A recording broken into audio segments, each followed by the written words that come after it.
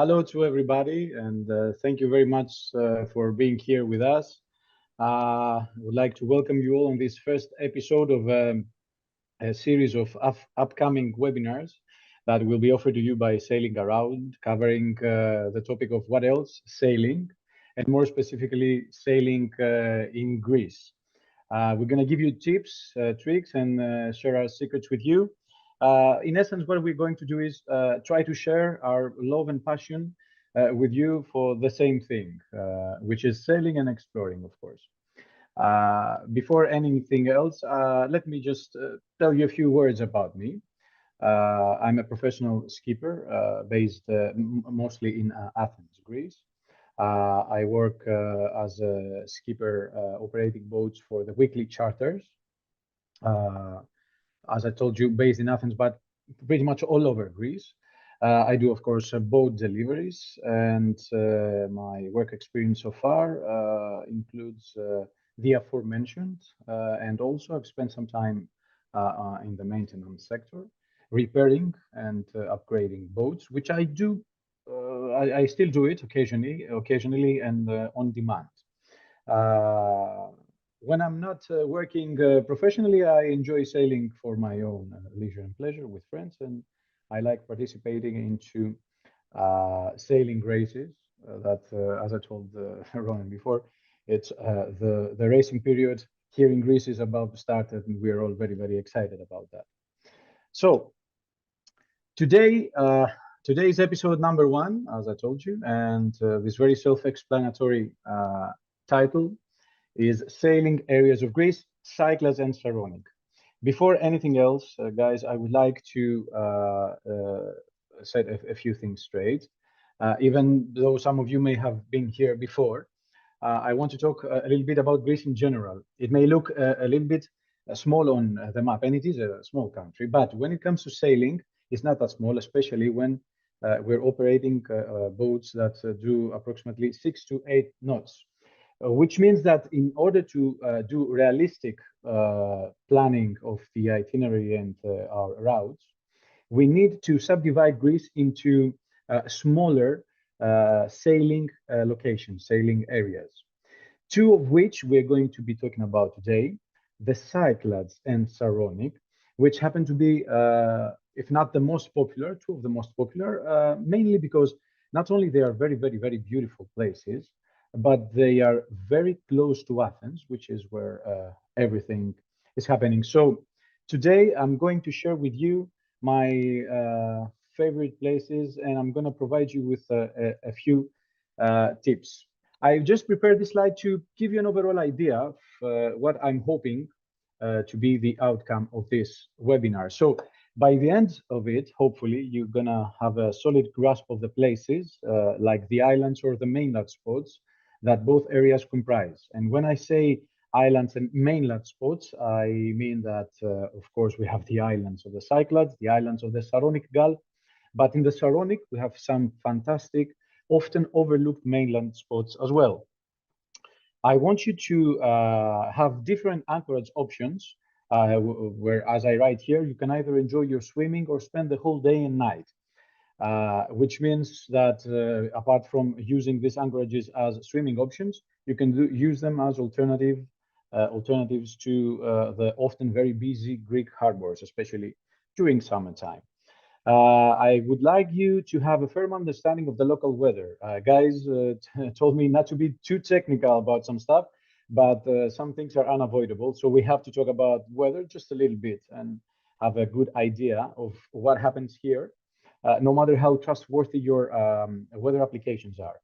I hope that by the end of that webinar, you're going to have a clear understanding of your choices when designing your itinerary, which means to be realistic and efficient where designing your itinerary. The goal, of course, is to be able to make a good planning in order to get the most out of your sailing trip, as I write here, given the time, the duration of the trip, the weather, which always has the final say, and of course, the crew's preferences and desires. In essence, the goal of all these webinars will be to assist you in order to kind of, like design your dream holidays. So Let's pretend it's already summer. We're on a boat and we're just about to choose our next destination, right?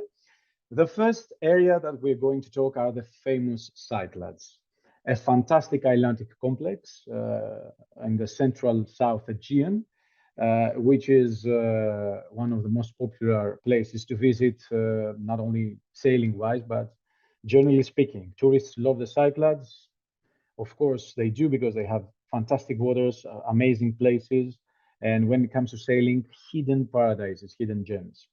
Now, Cyclades, as I told you, is a subdivision, a sailing area, subdivision of the sailing areas that we have in Greece. But even Cyclades themselves are subdivided into smaller group of islands. Because as I told you before, in order to be able to create a realistic itinerary and make the most out of it, you have to actually get to know which islands are near enough to combine them in a single trip. Before I continue with the Cyclades, I would like to mention that in Athens we have three marinas, three basic marinas. Marina of Lavrion, which is located on the southeastern tip of Attica region, Athens region. We have the Marina of Alimos, which is placed in the so-called Athenian Riviera. And we have the Marina of Zea, which is closer to Piraeus port. All of them serve very well for our excursion and trips, both into Cyclades and into the Saronic. But as a rule of thumb, you know, when you get to visit the Cyclades, it's always better to start from Lavrion. So this is what I'm going to be assuming today, that we start our journey to the Cyclades from Lavrion Marina, which saves some time and some miles for us. So back to the subdivision of the Cyclades. Let's start with the first subdivision, which are west, which is the West Cyclades, comprising of the islands of Kea to the very north. Here you can see a fantastic picture taken depicting the entrance to the main port of Kea. Kythnos, another picture of the main port, Merichas. Seriphos, a fantastic place to visit. This is a picture taken from Hora. Keep that word. I'm going to say a few things about the word Hora in a few minutes. Next comes the island of Sifnos. I don't know if you can believe it, but this picture is taken from inside the port area. Look how crystal clear and fantastic blue waters are there. And of course, we have the islands of Kimolos and the world famous Milos, which was, if I'm not mistaken, voted to be the best island for 2021 visitors. Now, the next subdivision is the the Cycladic islands of the north and the central region. We have the island of Andros, which is supposed to be the birthplace of the most of the people of Greece that are into the shipping and boat industries. The island of Tinos, a fantastic, often overlooked place. The island of Syros, the capital of the Cycladic complex. And of course, the islands of Mykonos. I'm quite sure I don't have to say many things about Mykonos. It's one of the most popular Greek islands throughout the world. Syros, this is a fantastic photo from the port as well. Syros has these two hills. This is the capital of the island. On one hill, we say this is the Catholic hill and this is the Orthodox hill. The people over here who are supporting different divisions of the same religion found a fantastic and very convenient way to live peacefully with each other. Just took a hill for each other, and then the rest is history. We're going to go later into more detail about Syros. The last subdivision of Cyclades is a big one because it includes many islands, and it is actually the islands of the South Aegean, the South Cycladic complex, comprising of the island of Paros, the island of Naxos, which is not the capital because Syros is, but happens to be the biggest Cycladic island. We have then the more let's say, picturesque and isolated islands of Amorgos, Sikinos, Epholegandros. Many artists like to visit these places. That makes them a very nice choice for, like sailors who want just to take some time away from the very, very, very uh, populated and very, very crowded places here in Greece. The island of Ios, the party island for young people, still a very, very beautiful one. And of course, the island of Santorini, which alongside Mykonos, I think these are the two most popular islands that we have here in Greece, Mykonos and Santorini. Now, I'm going to get into further details regarding some of these islands. Normally, we would need like 2 or 3 episodes for each island to be able to describe all the places and the fantastic locations that we can do. We only have 1 episode here for everything. So I'm just going to share with you my favorite places. Before doing that, I would just like to give you a few tips when it comes to itinerary planning. I'm not going to get that technical into that. I'm just going to give you a few suggestions that we professional skippers apply here when we design the itinerary for our guests. So one technique to approach the Cycladic complex or the subdivisions of the Cycladic complex is to skip an island and then on the way back to the marina, do the islands that you just skipped on your way down. So these numbers are actually representing the nights, okay? First night, second night, and so on. I assume, as I told you in the beginning, that we are starting from Lavrio, okay? The marina of Lavrio, which is located down here in the Attica region. So a nice way to approach that would be to start from Lavrio, do the first day in Kythnos, spend the first day in Kythnos, skipping the island of Kea. Then skip the island of Serifos and do Sifnos. Spend another 2 days in the islandic complex between Kimolos and Milos. And on your way back, do Serifos that you skipped previously, Kea, and then last night back into the marina. That's a very, very, very handy approach when we design our itineraries here. Another way would be to create kind of a circular motion between the islands. So again, we're starting from Lavrion and we're focusing on the northern Cyclades. First night in Kea, second night in Andros, the third one in Tinos, fourth in Syros, Serifos would be the fifth one, the sixth one, Kythnos, and all the way back to Lavrion before we check out Saturday morning from our boat. And another circular kind of itinerary would be to I'm just now focusing on the South Cyclades, to start from Paros, spend the first night in Sifnos, second night in Folegandros, third in Ios, fourth night, or let's say the whole day and night in the small Cyclades, a fantastic area that I'm going to talk about later on, Naxos, Adiparos, and then back to Paros. It's high time I said what I'm going to say right now. When we plan our itinerary and we aim for the South Cyclades, it would be a good idea to charter a boat from either the islands of Paros and Naxos. This is going to save us a tremendous amount of time instead of, starting from Athens and going all the way down. And at this point, I should say this. Consult your agent, okay? Ask all the questions you want to ask or you need to ask, okay?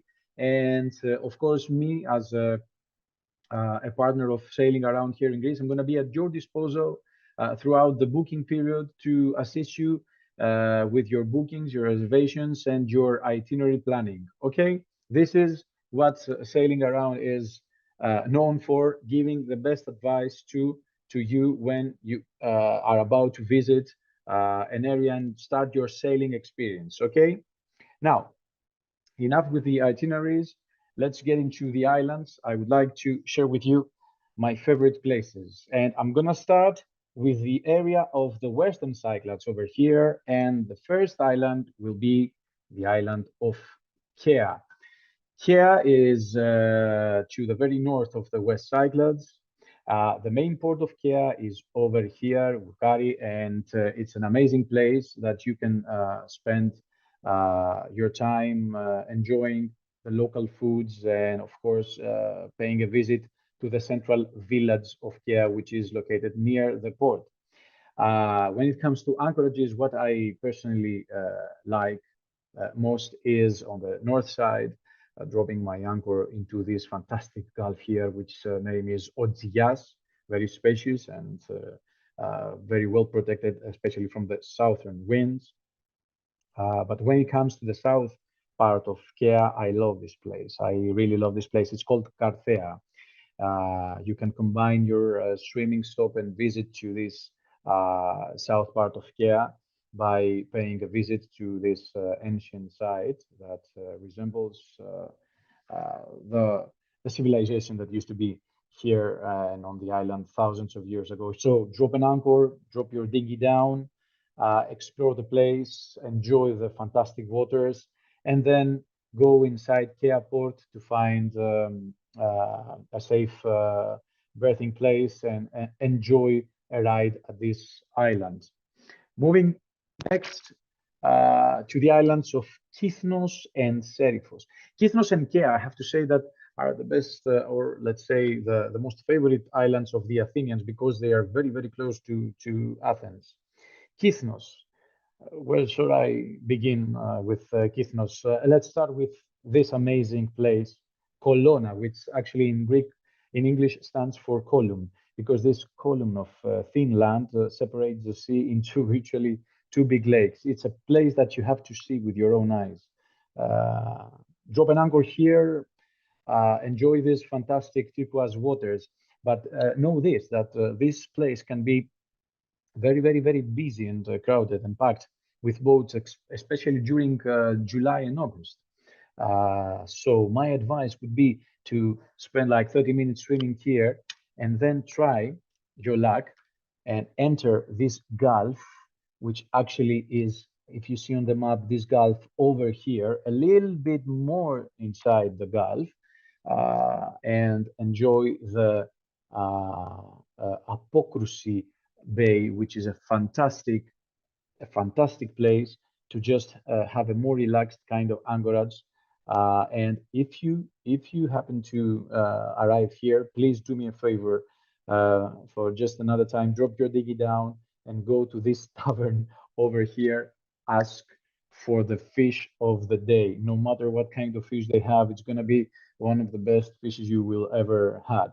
Now, Kythnos' main port is Merihas, and it's a very, very, very handy one, very practical one, and the boatmaster there is fantastic. But on the other side of Kythnos, maybe in case you're coming from the west, we have another fantastic place as well. It's called Lutra, can serve as an alternative to the main port of Kythnos. And the funny thing about it is that there are fantastic thermal springs over here. So you can just moor your boat and go to the thermal springs and forget about all the problems with your joints and bones and everything. Please spend one whole day in Kythnos and appreciate its beauty. This is a fantastic island. Now, moving on to Seriphos, more to the south. What can I say about Seriphos? I think that the pictures are talking for themselves. I just picked two bays. One in the south called Ghanema. I mean, you can see the waters over here. And the other one on the east side of the island called Psili Amos. Seriphos is full of these kinds and these types of anchorages and bays. And not only that, it has a fantastic port, which is called Livadion, and a fantastic local village. So if there is an island to skip, please, this island cannot be Seriphos. You should spend a day here exploring the fantastic waters and, of course, a very, very, very beautiful walk to Livadion and the Hora of Seriphos. I told you something about the word Hora. All the Cycladic islands have kind of a central village, and the generic name of it is Hora. Hora in Greek means the country. I don't know why they use this kind of word, but in every Cycladic island, you have to spend some time into visiting the Hora, the central village. The food and at most times the view from this place is amazing. Most Horas are built up to the mountains. Sifnos, next island. Sifnos is the family-friendly island. Why? Because it is full of nice anchorages, huge bays, very well protected from almost all kinds of winds and weather. And not only that, they are very, very, very full of amazing and, like a plethora of choices when it comes to food. Sifnos is like the gastronomic capital of Greece. So definitely, when you come to Sifnos, you should taste all the local delicacies, especially the slow-cooked chickpeas. From Sifnos, I just picked two places. Vathi Bay, which is located here in the west-south part of the island. You can see how beautiful the colors of the water are. And on the other side of Kithnos, Platis Yalos. Both of them can serve as a fantastic alternative to the main port, which is Kamares over here. Both of them have enough space for many boats. They are so well protected that you can just be, like careless and, without worrying about your anchor. And especially if you visit Greece with children, you don't have to worry about your kids or everything because the waters there tend to be very, very, very calm. And of course, as I told you before, you have a plethora, a vast, let's say, a plethora of choices when it comes to food. Sifnos, no matter what time of the year you're going to be here, will serve you the best. I mean, the best, and always has enough space for all the boats. Moving more to the south. Oh my God, I spent like three seasons here in this area, the area of Kimolos, Milos, and Poliegos. I need 3 episodes for each island.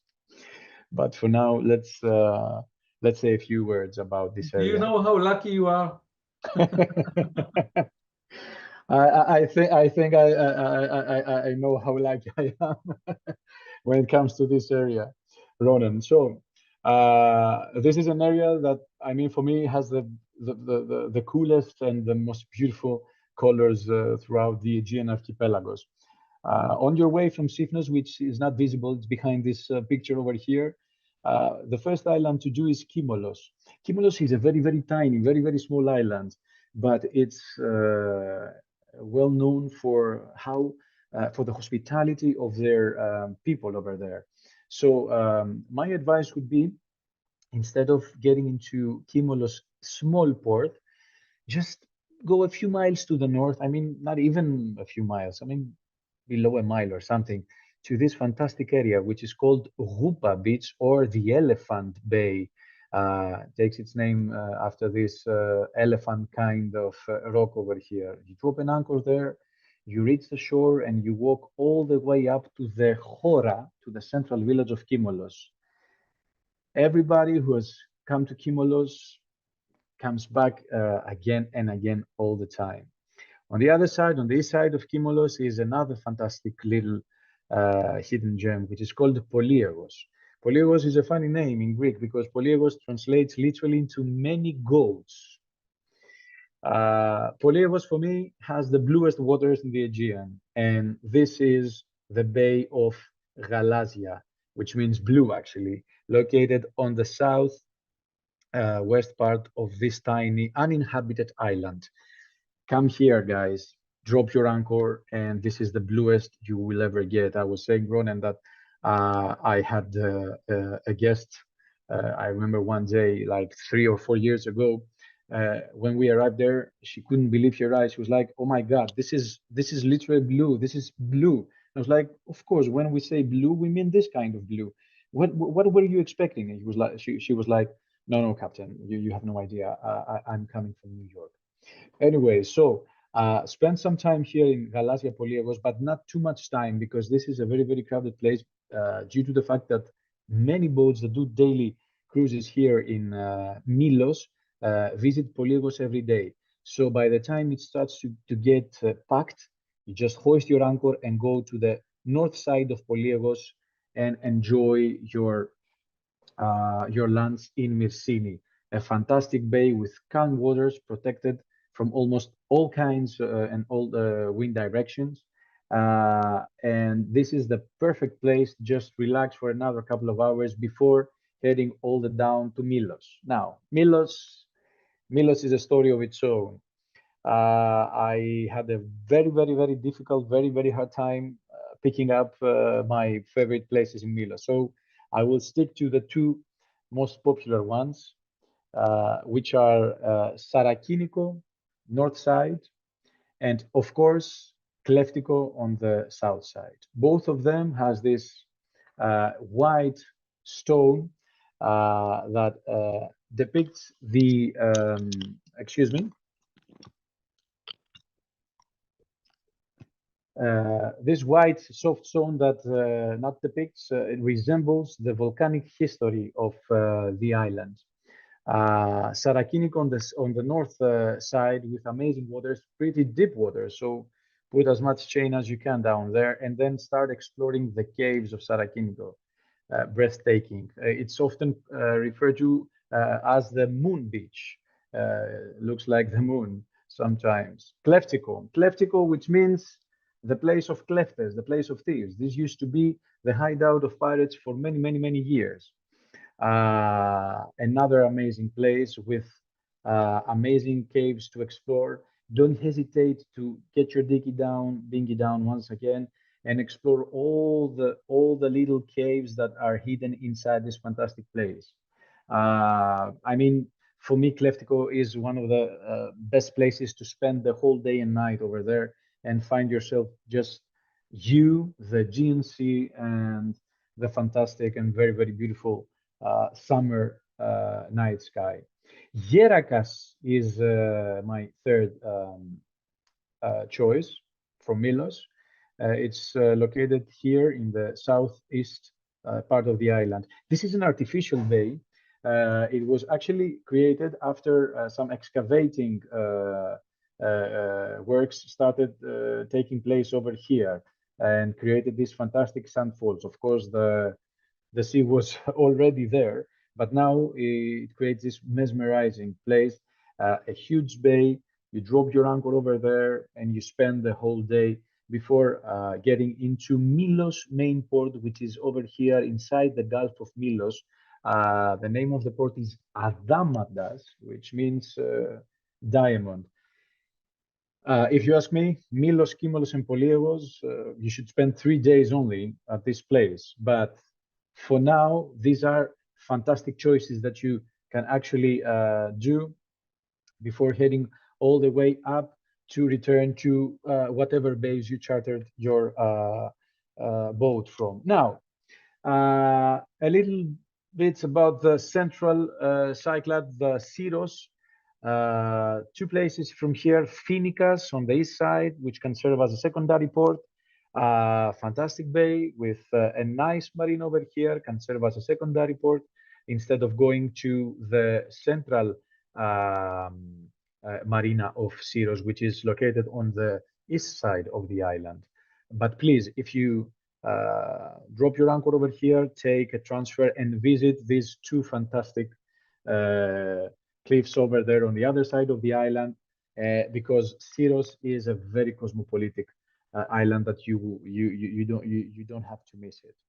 On the south part, this is my bay of preference, Achladi. Fantastic waters, protected from the northern winds, an amazing place to spend, like a couple of hours for swimming before just resting for the night on either Finikas or the main port. Now, instead of talking about the cosmopolitic and very crowded Mykonos, I decided to tell a few words about this small group of islands, which is located on the east side of Mykonos, and it's called the Rinya. I often get asked about what is my best place in the Aegean, and I have to admit I'm responding with two islands, Poliegos that I just showed you, and Rinya. Deserted islands, fantastic places, both of them. And Riña has this fantastic, significant turquoise and blue color, space for everybody. That's my second best choice of spending a whole night instead of getting into a port. So if you want to approach this area, okay, skip Mykonos for now, do Riña. It's going to be an unforgettable experience. And yes, if there is one night that you don't want to go into a port, let that night be spent in Riña. Moving to the south, Cyclades, Paros and Naxos that can serve as basis for chartering your boat. Both of them fantastic places as well. Excuse me one more time. Both of them fantastic places. When I find myself down here, what I usually like doing is instead of spending my days in Paros, go to the Spotiko, which is a place in Adiparos, the little island near Paros. The waters speak from themselves. In Naxos, I mean, Naxos is so huge, you should definitely spend a whole day around the island. But if you have just 7 days of sailing, uh, make a stop here on the south side in Panormos, a fantastic bay with fantastic waters and very close to the area of the small Cyclades. Small Cyclades include the islands of Keros, Skinusa, Donusa, Iraklia, and Koufonisia. Where to start from? I just wanted to share with you my favorite place on the small Cyclades, which is the Thetis on the south Koufonisi. A beautiful, beautiful anchorage that will protect you from the winds. This can get a very, very, very windy area over here. And of course, enjoy your time over there before returning either to Paros or Naxos. And just to close with the Cycladic area, Nissos Ios can offer you this amazing anchorage, which is called Santorineico, and it is a fantastic place that you can use as a whole day and whole night resting place before getting all the way up to Paros. Sikinos and Folegandros, as I told you in the beginning, can serve as the most isolated type of choices if you don't want to, like be into very, very cosmopolitan kind of places and just relax and have some quality time, which is, if you ask me, that's the whole point of chartering a boat, getting away from the ports. To conclude, Cyclades, so many places. You just heard me talking. I was just trying to include everything into a few minutes. Keep in mind a few things about Cyclades. The distances here are between the islands are a bit far away. We're talking about 30 nautical miles in average, which means that you have to start early. Ports are getting pretty busy throughout the summer season. So be aware of that before entering a port. And of course, I want to talk to you about the weather. During summertime here in Greece, we have strong northern winds, which makes sailing fun, but maneuvering and boat handling a little bit tricky. Which means that beware of the passages between islands, because the closer you get to the island, the more wind it gets. And apart from what you're looking at your weather prediction applications, you have to know that there are many local phenomena over here that cannot be depicted into or shown into the applications. So, especially in windy days, just take your time, plan your journey. I'm not going to get more technical into that, but I want you to know that there are a lot of things happening here throughout the summer season that people is not aware of. Saronic. The Saronic is the choice for the people who want protection from the wind sometimes. Used to be a very and often very overlooked area. For me, it's one of the best areas that you can visit when you're in Greece and sail and discover amazing places. Saronic includes the islands of Aegina, the closest island to Athens, the island of Poros, a fantastic little island full of green near the Peloponnese Peninsula. We have also the Agistri Island, another green gem with amazing turquoise waters. The island of Hydra, of course, one of the most artistic islands here in Greece. The island of Spetses, with a huge history. And of course, the city of Nafplion, which is located here. It's a mainland spot, as I told you in the beginning, a very historic city. Actually, this used to be the first capital of Greece. As I told you, the Saronic tends to be often overlooked, or it is most of the times combined with the first timers or the non-experienced sailors.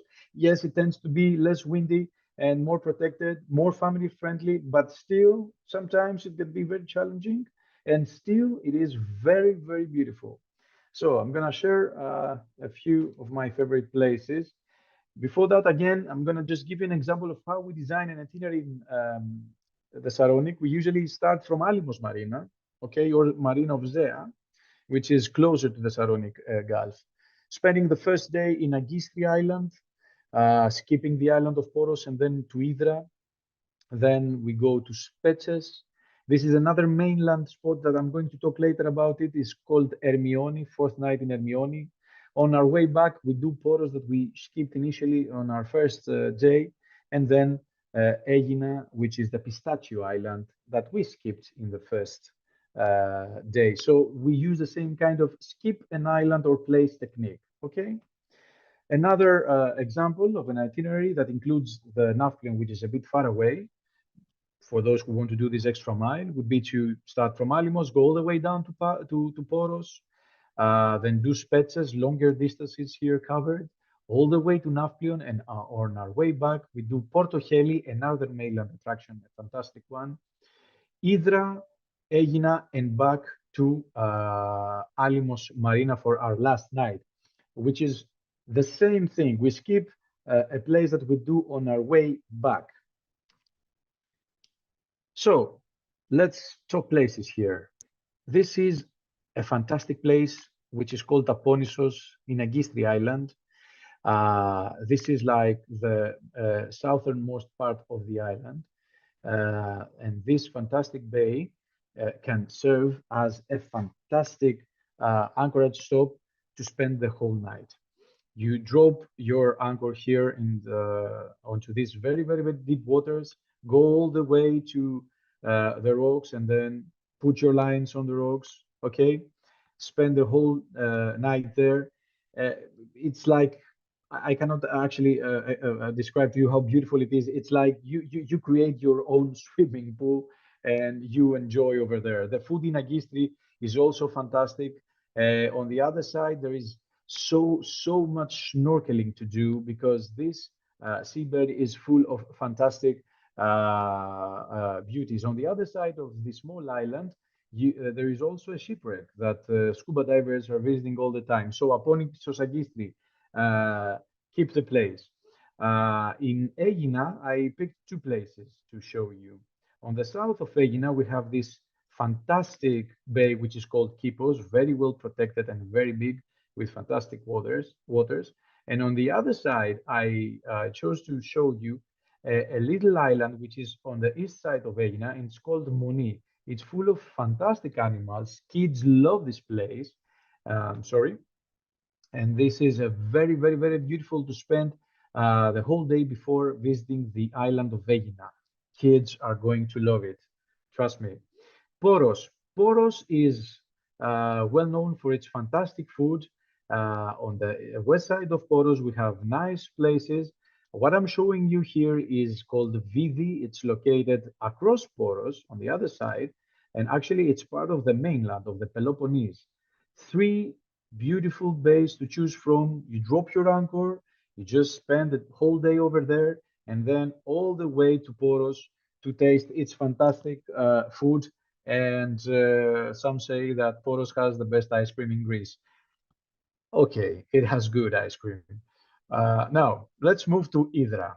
Hydra, as I told you before, is an island that most artists love. It's very scenic and very picturesque. You have to spend a night in Hydra walking and roaming around the fantastic city. What I'm showing you right now is not the main port of Hydra, which, if you ask me, tends to be very crowded throughout the summer season. So instead of doing that, you can just leave the central port, which is over here, do another 15-minute ride and enter the Mandraki Gulf over here. You drop your anchor, as I told you, here in Aponissos, and you stern to the shore with your shorelines, and then you can either walk all the way to the main city of Hydra. You have to do it. It's a fantastic walking distance to the main city. Or for those that just don't have, let's say, enough time or are tired, you can just call a water taxi, which will take you to the main city of Hydra. In Hydra, I mean, whoever is into uh, pictures and the painting or whatever can find the perfect scene to just enjoy his time over there. Another place that is across Hydra, more to the west, is Zokos. Now, Zokos, when it comes to Saronic, is my personal choice of, again, spending a night under the stars and the summer sky. Zokos is a small island, this one over here, which is a huge bay, a protected one with amazing waters. Another fantastic choice, especially for those who do sailing with kids and family. A whole day that can be actually be spent with water sports, fishing, relaxing, cooking, or whatever, you name it. There is a small church over here that you can just walk to and like appreciate the whole view around the island. The coast, for me, if you get all the way down to this area, is a must do. Keep the name Zokos, and you will never forget about it. Moving more down to the Spetses Island. Spetses is another very popular island, often very crowded, but there is a fantastic bay over here in the north part of the island, which is called Zogeria. Again, this is a place that everyone loves, among other facts, because there is a fantastic tavern over there. So when you come to Spetses, before entering some of one of its busy ports, it has two ports, the old port and the new port. You drop an anchor to Zogeria, enjoy your swimming. Why not have some lunch into this fantastic local tavern? And of course, please spend some time in the main city. You can do the same thing with either over here. You just call a water taxi and you don't worry about marinas and everything. Spetses is very cosmopolitan and is the favorite island of the ladies, especially the ladies, because it has a vast a plethora of choices when it comes to the market, which is full of clothes and all the well-known brands. Also, very nice sushi I ate there. Sorry? Very nice sushi I ate there in Spetses. Sushi. Yes. Traditional Greek sushi in Spetses. Talking about traditional things in Spetses, they have some traditional sweets over there, not sushi. I wasn't aware of that, but I will notice down for my next visit. Traditional sweets that you definitely have to taste them. Now, on our way from Spetses to Nafplion, there are two fantastic places that most people don't know. So this is kind of a secret, sharing some secrets of the job. The first one is over here above Porto Heli, and this is Korakas, a small island which is named Korakas, which means the crow. I don't know why. Creating this amazing gulf between this tiny piece of island and the mainland, with very beautiful waters and very well protected. An amazing choice for a swim stop. And all the way to the north, just a few nautical miles before Nafplion, another little rocky island, which is Romvi. This is an island and a rocky one, which actually, I'm sorry, create this amazing gulf again.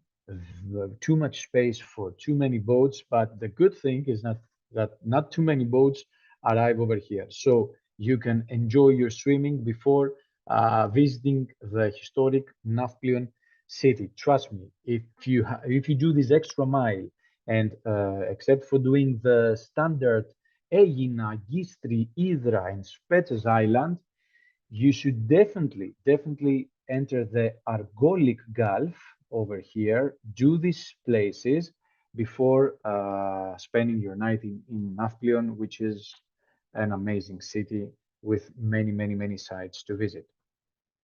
Now, last but not least, another mainland spot over here, which is across the coast,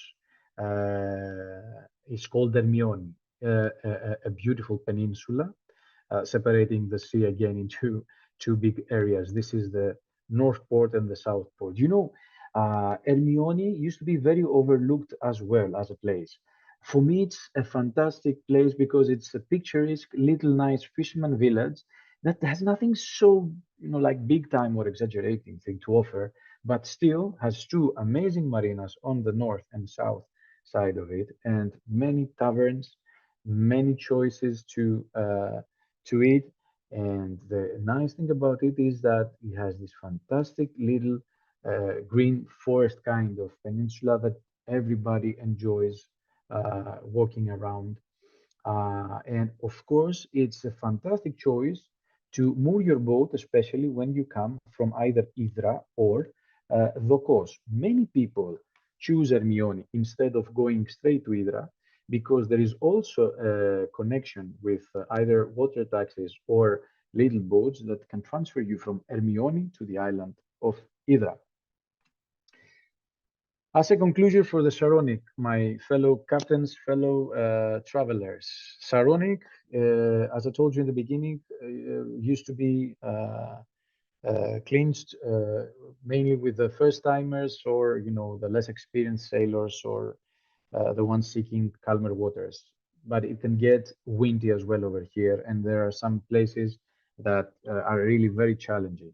Apart from that, what I'm trying to say is that Saronic is a fantastic choice for those who seek a nice combination between places that are not that deserted as in, or isolated, let's say, like in Cyclades, but still have some kind of calmness and like peace of mind, and at the same time many choices to do the more cosmopolitan kind of holidays. What is beautiful about Saronic is that can offer places to enjoy sailing and at the same time enjoy visiting, and like combining it with all kinds of vacations. It's a very family friendly area. It can get busy as well, like the Cyclades. So despite the fact that distances are not that long as in Cyclades, are smaller over here, my advice would be the same. Start early, okay? Ports in general and marinas in general in Greece can be very busy throughout the summertime. I had just 45 or 50 minutes to share with you all the things I love doing, all the things I love about my job. That was all about it. I hope I gave you enough information, but believe me, this is just to start to start cooking things, to start you get going. And there is plenty of other places and a plethora of other places that you can explore here in Greece. I forgot to tell you one thing, though. I forgot to tell you one thing.